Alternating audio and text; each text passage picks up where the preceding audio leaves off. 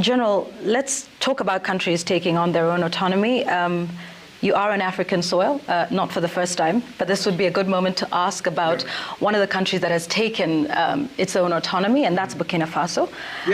Your remarks recently at the Senate seem to suggest that he's diverting, General Traore, is diverting its 4 billion gold reserves to sustain his military rule rather than for public welfare. These remarks sparked widespread condemnation across the continent.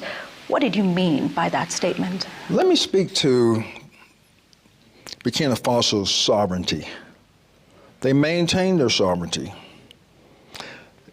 They make their decisions how they use their resources. They make their decisions who their resources go to for military support. That's their sovereign right. But my cautionary tale was just from a military perspective. That was a Senate Armed Services Committee asking me a direct question. Bukina Faso, a lot of great things going on to progress them forward, okay? But then when you look at the military part of it, knowing that that's the epicenter of global terrorism, it was my time to illuminate that this is probably their weakest point, and there needs to be sufficient resources going towards for the whole fight of terrorism in that country, period. They make their decisions, though. That's their sovereignty, their sovereign right to make their decisions, what is appropriate, what's not. But I wanted to illuminate that is going in the wrong direction now. ISIS is getting stronger. JNIM is getting stronger. Al-Qaeda in the lands of the Maghreb is getting stronger in that country. And do you think it's getting stronger after General Traore took over? It has. Just look at the numbers of attacks. It really has, since 2022. I've been tracking this since I took command. So, no ill will towards him, but the decisions is their own. They're looking for other ways to be able to, they're still on warfighting footing, but it's just going to take more resources. So you stand by that statement? Because there's been pressure on you to walk those statements back. That's my statement. That's my assessment. That is getting worse. More needs to be done for not just local, but whole of country, because of these violent extremist organizations are seeking revenue, they're seeking resources, they're seeking recruiting from the Burkinabe people, and they're seeking refuge within their country. That threatens their sovereignty. And that threatens America's interest? Say again? Does that then threaten America's interests? Yes, thank you for asking that. Because especially ISIS, and of course in East Africa is inextricably linked all the way to ISIS West Africa, ISIS Sahel.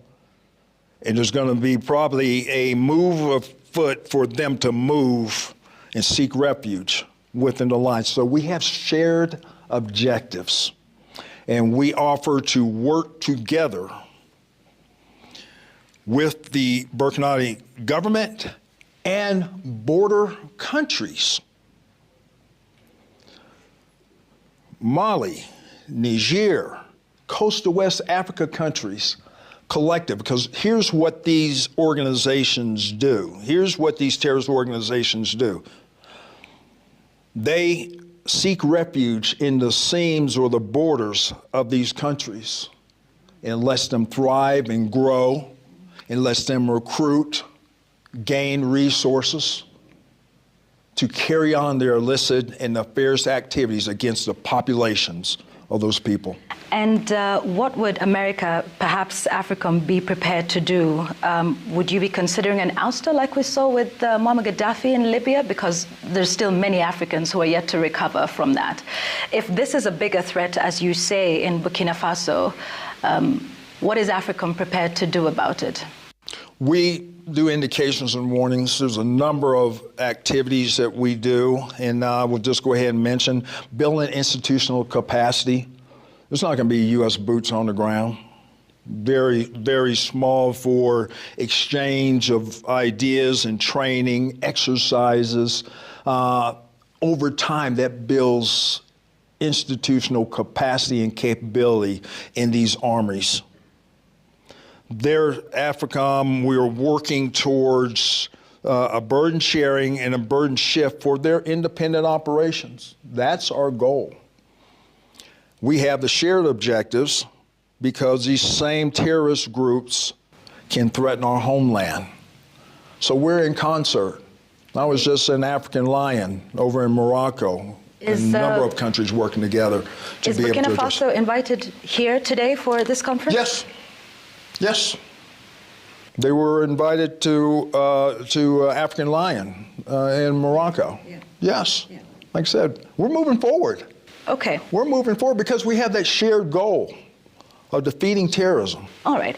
Speaking of that, because the reaction out of the statements that you made about Burkina Faso were several African leaders feeling you are speaking on sovereignty issues that America shouldn't be.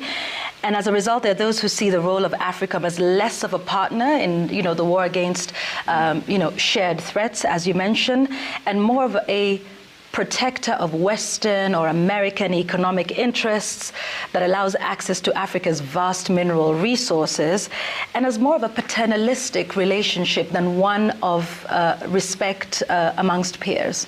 What would you respond to that? I respond that there's others on the globe that do that.